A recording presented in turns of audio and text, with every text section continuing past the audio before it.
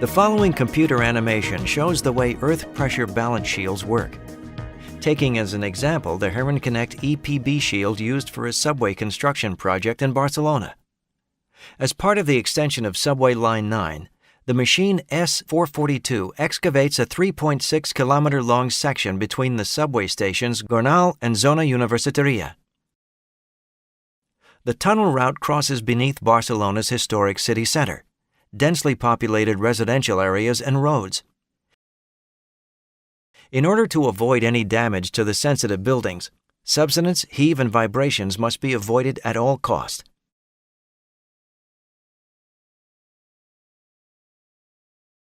In addition, the impact on traffic above ground must remain as small as possible.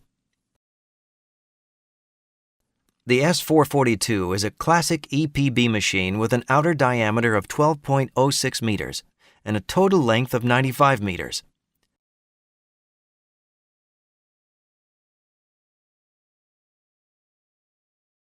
With its rotating cutting wheel, the tunneling machine breaks the material from the tunnel face. The material is then transferred to the belt conveyor system in the rear of the shield via a screw conveyor, while the hydraulic cylinders press the machine forward continuously. The reinforced concrete segments, known as lining segments, are installed under the protection of the shield skin.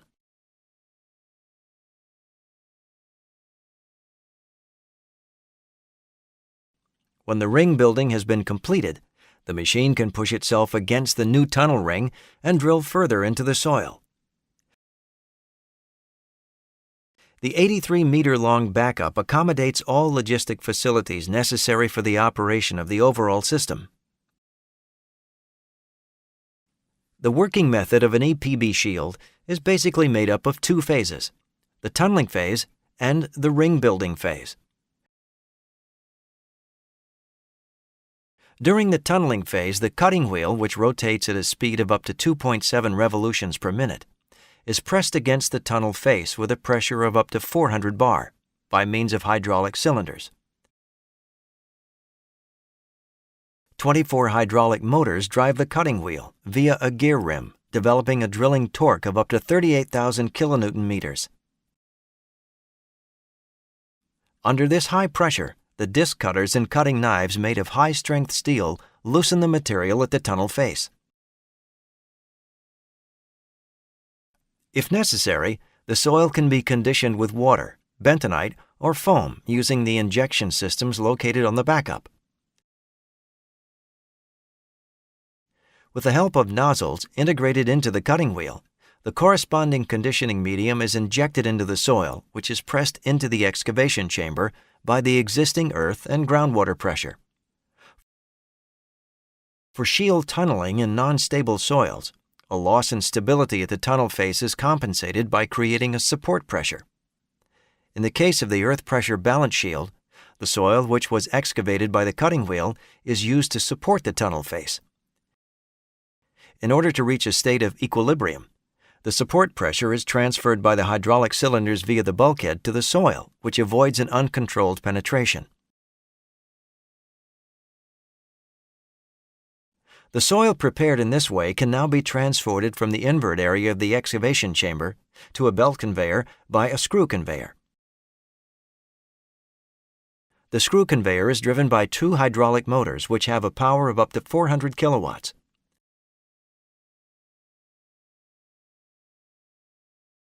The quality of the soil taken from the excavation chamber is regulated by the screw conveyor's rotational speed, which is matched to the advance speed. The aim is to maintain a state of equilibrium between the quantity of soil removed by the screw conveyor and the quantity of soil accumulated from the shield's tunneling process. This guarantees optimum support for the tunnel face.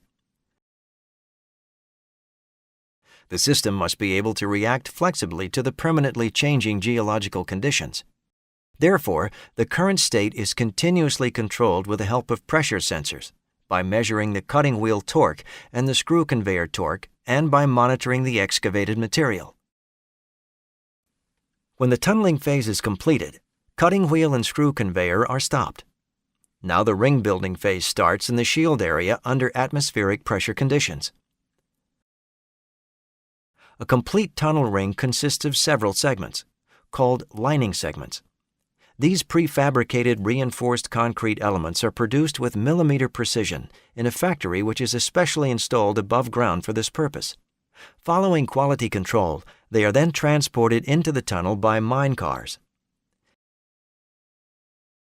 In the front section of the backup, the lining segments are lifted individually by a special transfer crane.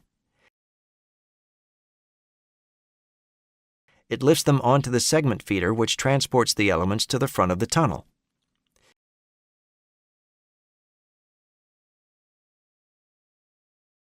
Here, the heavy ring segments are picked up and positioned by a hydraulically controlled crane arm, called the erector, using vacuum plates. The erector is installed on two rails and can be moved, rotated, and telescoped. Each completed tunnel ring consists of several segments, two lateral elements, and the key segment, which is installed last. The positioning of the segments always follows the same routine. The erector lifts the stone from the segment feeder. The hydraulic cylinders are then retracted from the corresponding installation point.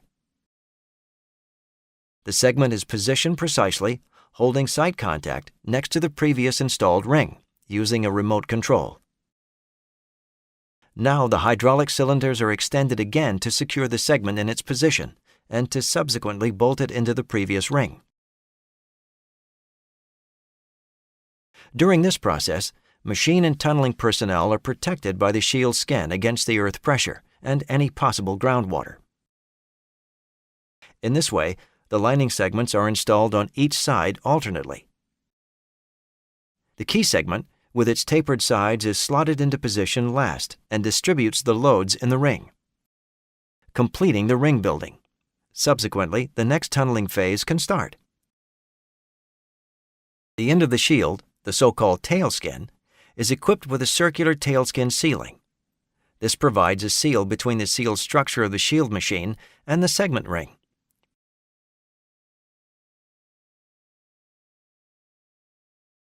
This in turn guarantees the necessary sealing between the interior working space and the exterior earth pressure. The remaining annular gap between the outer side of the lining segments and the soil is continuously filled with grout via injection holes in the tail skin or in the lining segment in order to provide a bed for the tunnel tube and to stabilize it. Each individual tunnel ring is constructed in a slightly conical form. This means that curves can be constructed along the tunnel route by changing the installation position. A time-lapse clearly shows the two working phases of the TBM. The tunneling phase and the ring building phase alternate continuously. In this way, the tunnel grows ring by ring.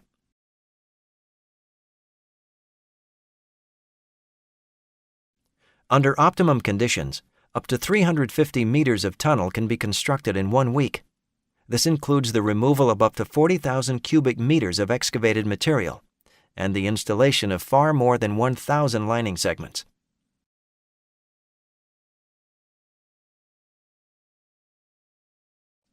Complex logistic solutions are required to deal with such quantities of material. The 83-meter-long backup of the S442 tunnel boring machine accommodates all the facilities required. With each advanced movement of the shield skin, the backup is pulled behind on wheelhouses, which brace against the tunnel wall. Among other things, the steel structure accommodates hydraulic power units, pumps, switch cabinets, ventilation systems, laser instrumentation, and storage containers for soil containers. In addition, logistic solutions for the delivery of the lining segments and the removal of the excavated material are located here. All important data and up-to-date tunneling parameters are gathered together in the central control cabin. There, they are visualized on monitors and made available to the machine operator. The operator can monitor the largely automated process and intervene if necessary. In the case of EPB machines, the excavated material is mostly removed by belt conveyors. The core components of such systems are the machine belt, the cross belt, and the tunnel belt, which can measure up to 30 kilometers. The machine belt and the cross belt are two separate short conveyors which are permanently installed on the tunnel boring machine. The tunnel belt takes up the excavated material from the cross belt in the backup area and transports it along the total tunnel section to the launch shaft. The front section of the tunnel belt is also permanently mounted on the backup. The rear part is statically mounted on the tunnel wall and is continuously extended during the ring building phases to match the growing conveyor distance.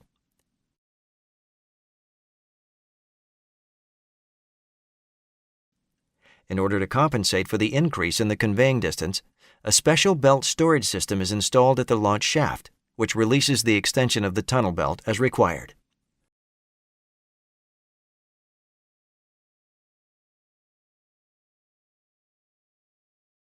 The cutting tools must be maintained or replaced in regular intervals, depending on the hardness and abrasiveness of the geology. Sensors are attached at the tips of some tools, which trigger an alarm in the control cabin when a certain degree of wear is reached.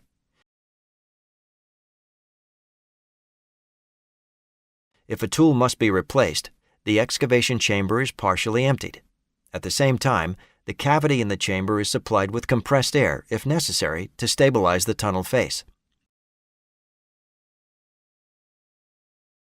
Then, the excavation chamber can be accessed through a manlock to carry out maintenance work or to replace tools.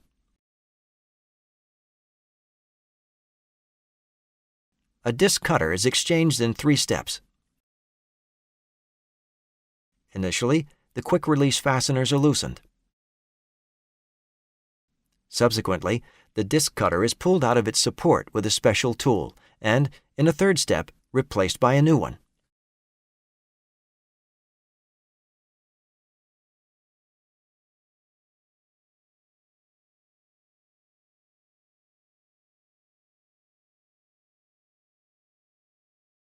Traditionally, earth pressure balance shields made by Heron Connect are in their element in cohesive soils consisting of clay and silt with low water permeability. Moreover, loose soils consisting of sand and gravel and unstable rock can also be successfully mastered with the EPB technology.